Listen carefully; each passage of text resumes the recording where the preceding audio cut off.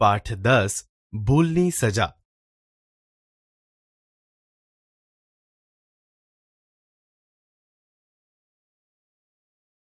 બાળ દોસ્તો, હવે આપણે લેખકના જીવન વિશે પરિચય મેળવીએ.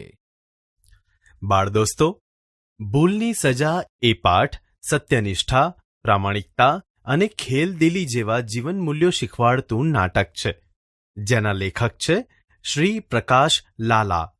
તેમનો જન્મ 7મી ડિસેમ્બર 1947ના રોજ બનાસકાંઠા જિલ્લાના દિયોદર ગામમાં થયો હતો.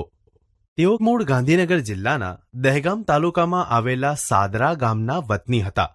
લેખક શ્રી પ્રકાશ લાલા બાળનાટ્ય લેખક, લઘુકથાકાર, હાસ્ય કથાકાર, અવલોકનકાર અને સંપાદક તરીકે જાણીતા છે.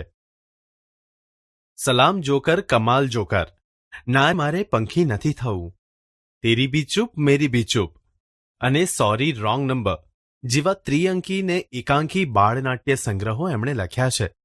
આ ઉપરાંત એમણે જાદુઈ વીંટી, પવન પાવડીએ ઉડ્યા, પાંદડું પરદેશીલાલ, મોજીલાલ અને જાદુઈ ફૂલ જેવા બાળવાર્તાના પુસ્તકો પણ લખ્યા છે, જેના કારણે એમને ગુજરાત સાહિત્ય અકાદમીના પારિતોષિકો પણ પ્રાપ્ત થયા છે.